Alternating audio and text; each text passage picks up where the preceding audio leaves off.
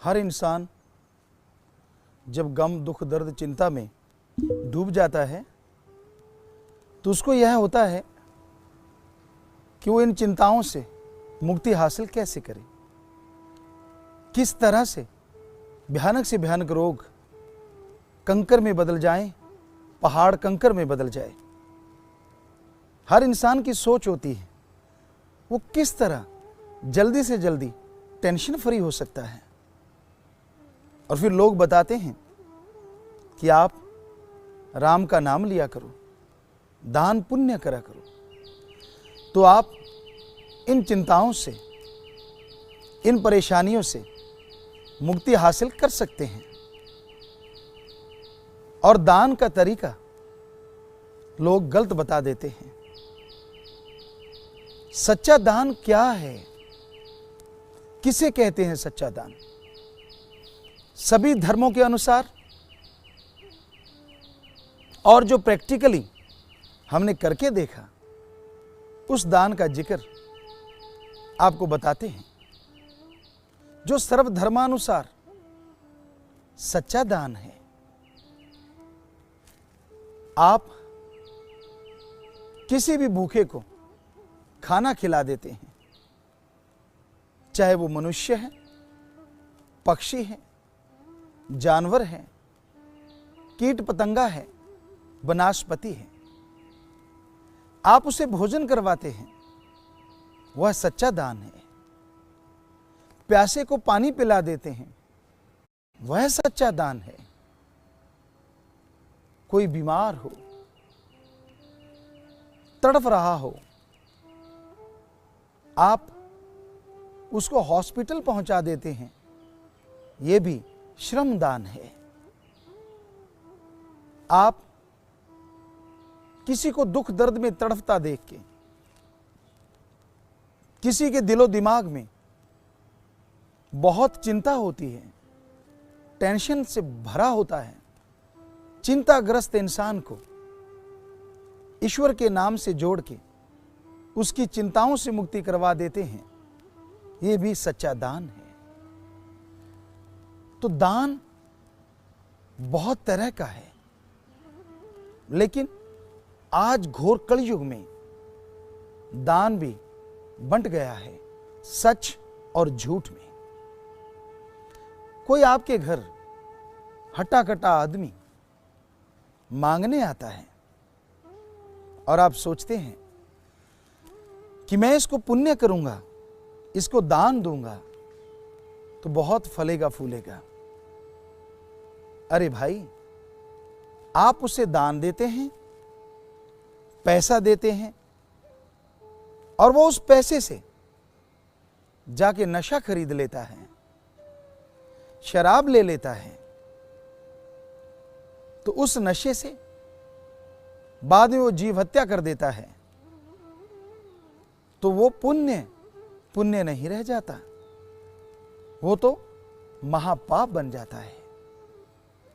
चाहे देते समय आपकी भावना यह थी कि आप पुण्य कर रहे हैं, लेकिन उस इंसान ने आपके पैसे का गलत उपयोग किया, दुरुपयोग किया, जिससे कि आपको पुण्य के बदले पाप का भागीदार बना दिया। इसलिए बिना सोचे समझे दान नहीं करना चाहिए। यह घोर कलयुग है, भयानक कलयुग का समय है। यहां लोग आपको बुद्धू बनाते हैं। आपका एक बहुत ही धनाढ़ आदमी ने राजस्थान में हमें बताया, गुरुजी, कोई मेरे पास दान लेने आया, कहने लगा हम वहां पे एक गौशाला बना रहे हैं। कहता मुझे बड़ी खुशी हुई कि गौशाला बन रही है। पर्ची देखी, किसी शहर का नाम था, मैंने पुण्य दे दिया, शायद लाखों रुपए दान दिया। कुछ दिन बाद अचानक मुझे उस शहर में जाना पड़ा। मैंने लोगों से पूछा, क्या इस नाम की गौशाला वहां बन रही है? कहने लगी, जी यहां तो ऐसा कोई नाम ही नहीं। कुछ महीनों बाद, 8-10 महीनों बाद मैं फिर उस नगर में गया।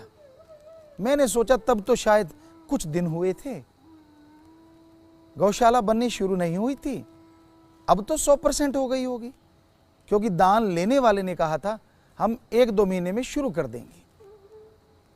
लेकिन जब मैंने सब लोगों से पूछा, उस जगह पे भी गया, तो वहां कोई ऐसी जगह ही नहीं थी जो कि उस स्लिप में लिखी हुई थी, और गौशाला का तो नामो निशान नहीं था।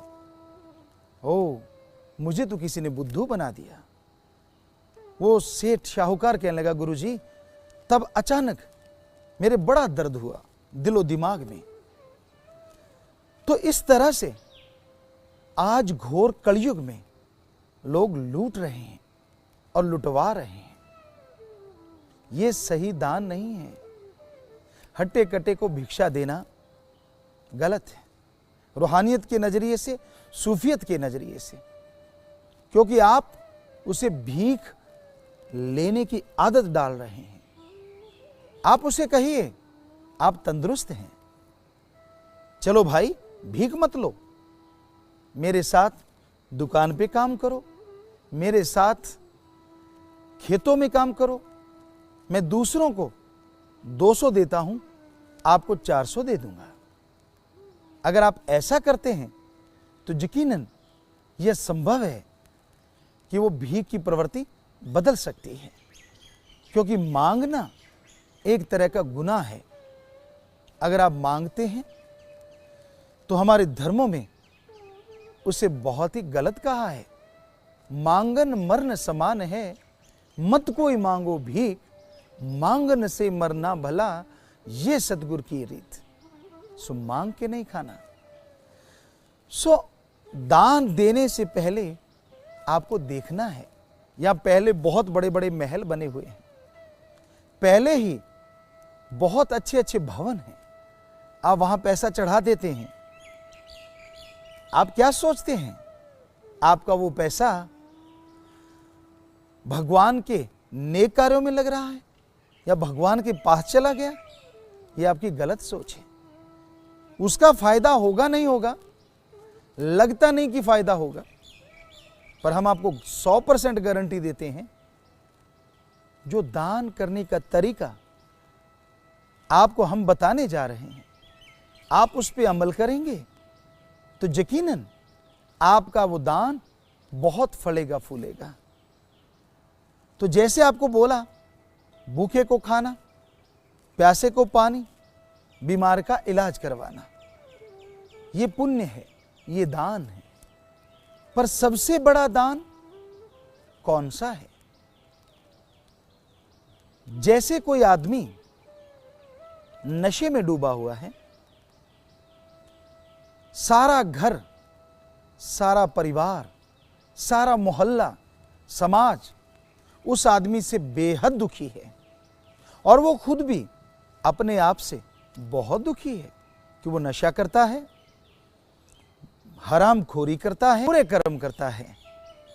तो आप उसे समझाइए, सत्संग में ले आए, पूर्ण फकीर रूहानी संत की सत्संग, वहां ले आए, ओम हरि अल्लाह राम गॉड से जोड़ दें, तो संत सिखाएंगे मालिक का नाम।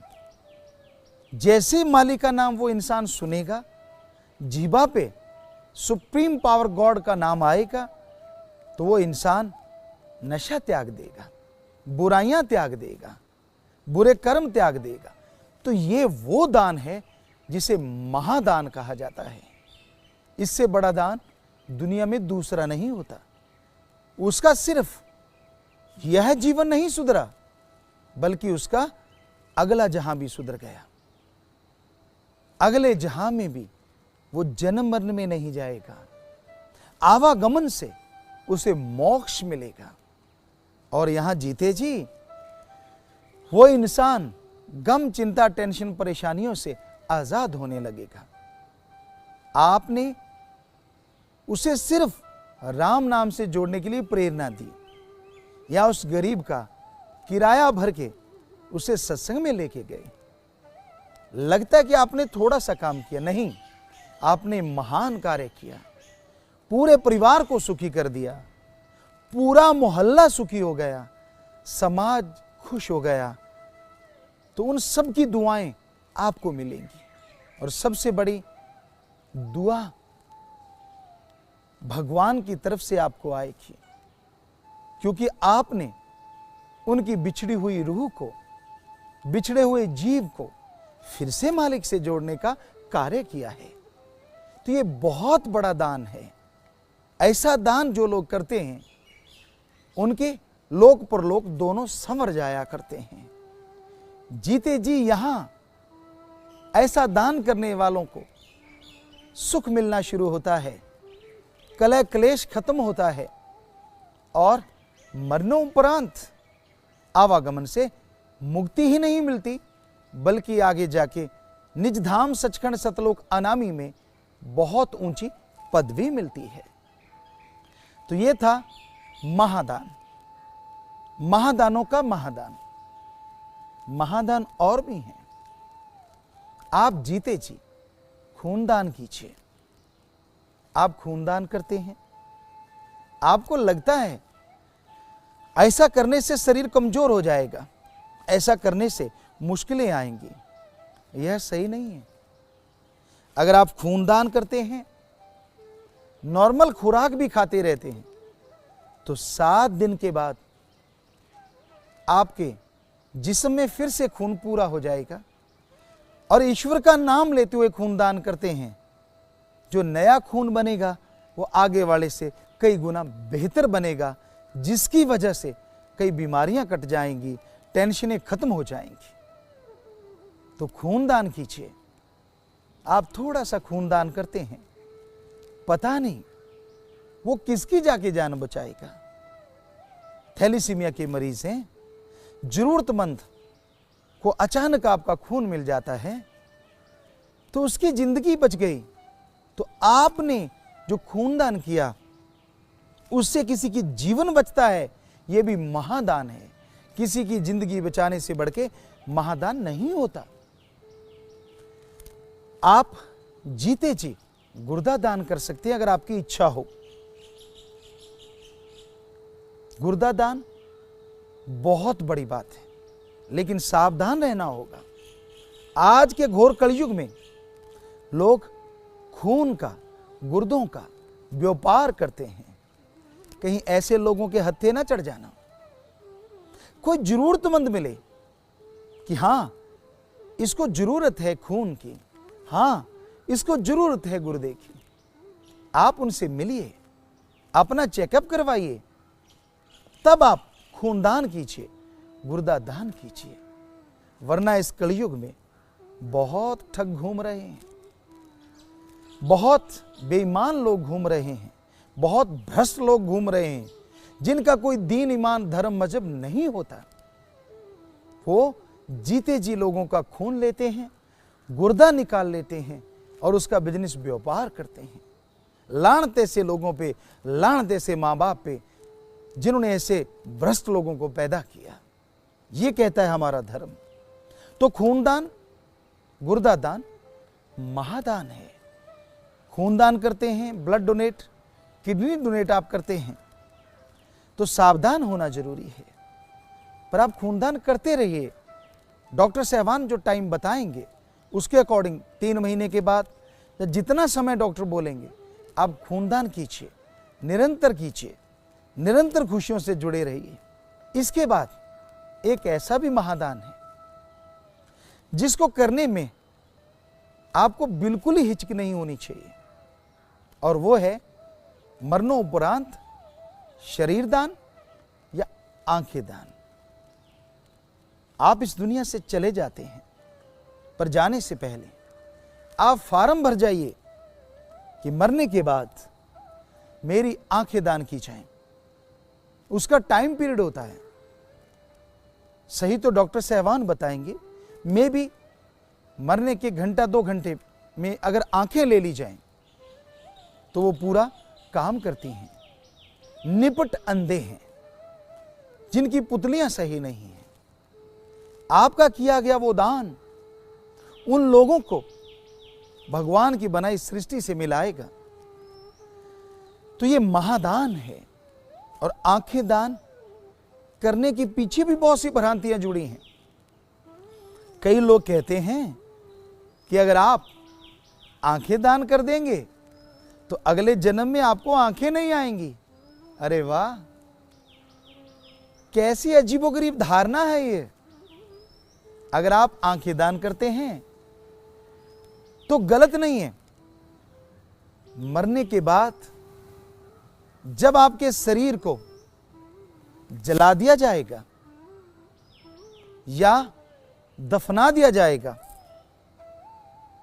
तो भी आपकी आंखों ने या तो जल जाना है या माटी में गल सड़ जाना है। तब कौन सा आंखें लेके आप परलोक चले जाएंगे? कौन सा आंखें लेके आप अगले जहां चले जाएंगे?